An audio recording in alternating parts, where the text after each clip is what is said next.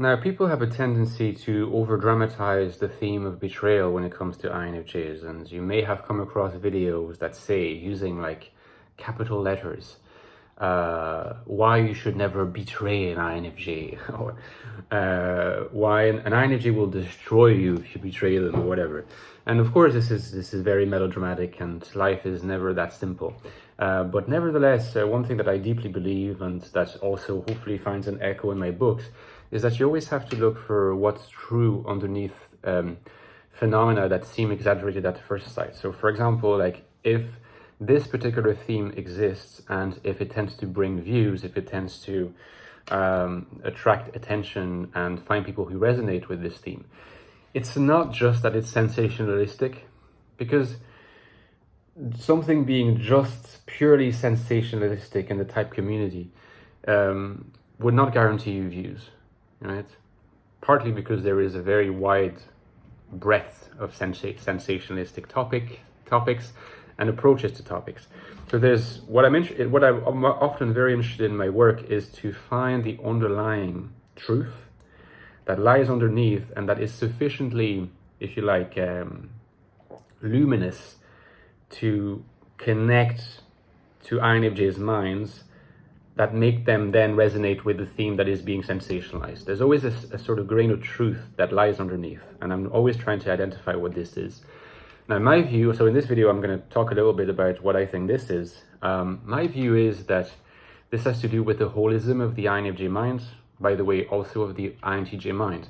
Now, the more I think about this, the more I think the holism of the INFJ mind is a really, really key concept to understanding the INFJ. And I will recap it briefly. I've talked about this before in my videos, but the INFJ mind, this is the nature of the NI function when it's in a dominant position. You're going to have a certain kind of mind, right? This seems pretty intuitive, but the kind of mind that NI dominance involves having is a mind where everything connects as part of an organic whole.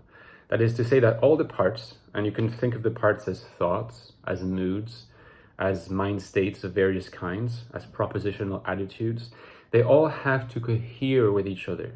They all have to be part of this overarching system that makes sense all together.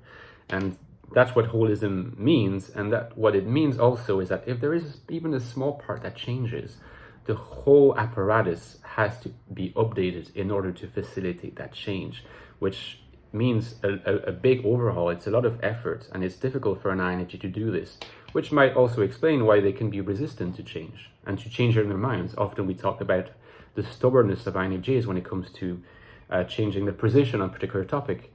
This explains it, right? Because takes so much effort to overhaul the whole system. Also explains why INFJs and INTJs can be really fixated on a particular idea or particular vision, is because, well, they have this focus. You know, all the thoughts in a way are holistically integrated toward working together toward that vision.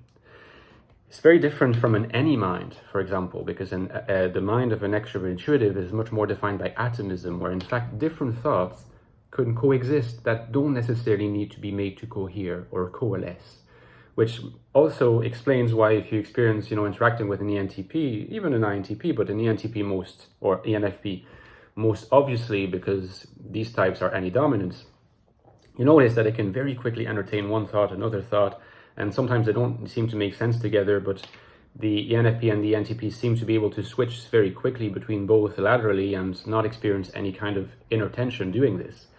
And this has to do with the fact they have different minds, much more defined by atomism. Now, when it comes to being betrayed, because we have to kind of return to this whole question. Well, of course, if you disappoint an INFJ, or worse, if you betray an INFJ, well, in a sense, you're going to really impact a set of thoughts that they had about you as part of their web of thoughts that define the mind that they possess. So there's a whole network of beliefs that are going to have to be modified, okay, since you betrayed them. Now, the holism of the INFJ mind, of the anti-dominant mind, means something else. It means, as I explained earlier, that if those thoughts have to change, then everything else has to change. In other words, they have to reshape the whole narrative in relation to their life, who they are, and in relation to you. So the betrayal that they experience is not going to be something that they just take account of and say, okay, I've been betrayed and this is whatever. No, it's going to redefine the whole narrative for them, which means that in a sense, their very sense of identity is going to take account of the fact that you have betrayed them. So the betrayal is going to experience as a widespread questioning of their way of being and their way of thinking, and they will make the necessary adjustments. Oh, pardon me. They will have to make the necessary adjustments so that this does not happen in the future. It's obviously also part of a holistic defense mechanism. So number one, getting back into their confidence once that's happened, very, very unlikely, because it's already been so hard for them to reshape that whole narrative, you know, to update their whole web of beliefs.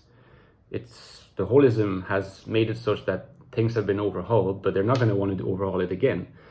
And if they have felt a certain amount of bitterness towards you betraying them, well, maybe that bitterness is not going to be confined to that zone where, you know, they feel you betrayed them, but it's going to, again, percolate through the entire network of thoughts and beliefs. And so they can end up being more defined and fixated on this idea that they resent and that they maybe even hate the fact that you betrayed them because of the holism. And in that case, yes, maybe the INFJ is going to, in a sense, almost be dangerous to you because, you know, again, they will have no choice but to take account of the fact that what's happened has impacted their way of being in general through the holism of the NI mind.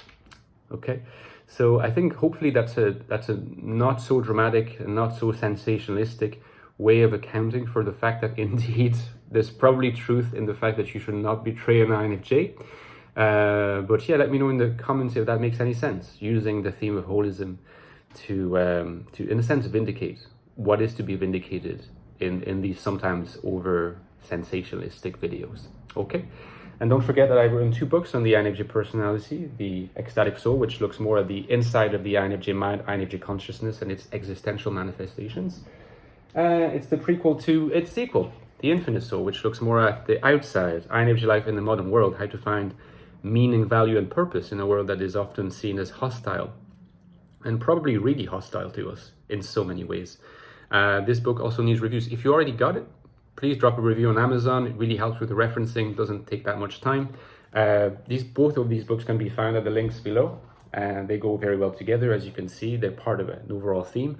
And Patreon is the lifeblood of my channel, by the way. I really rely on Patreon donations. You can interact with me there. We can have conversations. You can suggest new content, so please consider making donations to my Patreon as well. I'd be so grateful, guys, because again, like, my channel runs also in large part through your generosity. And thank you so much to my current supporters. I've been getting some new supporters lately. If you're not supporting and are considering it, I'm very grateful as well. Maybe you can make that step. In any case, you can ask me questions about that too, of course, anytime.